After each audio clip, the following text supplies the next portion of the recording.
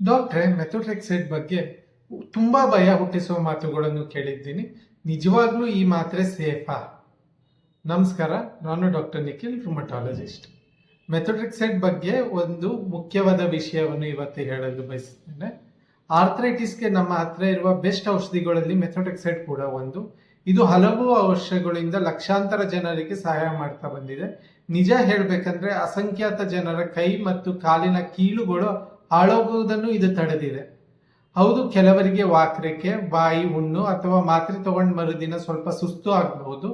ಆದ್ರೆ ಬಹಳಷ್ಟು ಜನ ಈ ಔಷಧಿಗಳನ್ನು ವರ್ಷಾನ್ಗಟ್ಟಲೆ ಕಾಲ ಯಾವುದೇ ದೊಡ್ಡ ಸಮಸ್ಯೆ ಇಲ್ಲದೆ ತಗೋತಾರೆ. ಜನರು ಹೆಚ್ಚು ಭಯ ಪಡೋದು ಲಿವರ್ ಡ್ಯಾಮೇಜ್ ಅಥವಾ ರಕ್ತದ ತೊಂದರೆಗಳ ಬಗ್ಗೆ.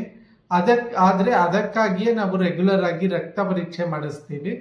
ಸರಿಯಾದ ಫಾಲೋ ಅಪ್ ಮತ್ತು ಮಾನಿಟರಿಂಗ್ ಇದ್ದರೆ ಮೆಥೋಟ್ರೆಕ್ಸೈಡ್ ತುಂಬಾ ಸುರಕ್ಷಿತ ಔಷಧಿ. ನನಗೆ ಮೆಥೋಟ್ರೆಕ್ಸೈಡ್ ಅಂದ್ರೆ ಮೊದಲು ನೆನಪಾಗೋದು ಸೈಡ್ ಎಫೆಕ್ಟ್ಸ್ ಅಲ್ಲ, ನೋವಿನಿಂದ ಬಳಲುತ್ತಿದ್ದವರು ಮತ್ತೆ ಕೈ ಬಳಸೋದು, ನಡೆಯೋದು, ಕೆಲಸ ಮಾಡೋದು ಮತ್ತು ತಮ್ಮ ಜೀವನಕ್ಕೆ ಮರಳೋದು. ಅದನ್ನು ಸಾಧ್ಯ ಕೊಟ್ಟಿರುವ ಒಂದು ಔಷಧಿಗಳಲ್ಲಿ ಮೆಥೋಟ್ರೆಕ್ಸೈಡ್ ಕೂಡ ಒಂದು. ನೀವು ಮೆಥೋಟ್ರೆಕ್ಸೈಡ್ ಬಗ್ಗೆ ಏನಾದರೂ ಕೇಳಬೇಕಾ? ಕಮೆಂಟ್ ನಲ್ಲಿ ತಿಳಿಸಿ.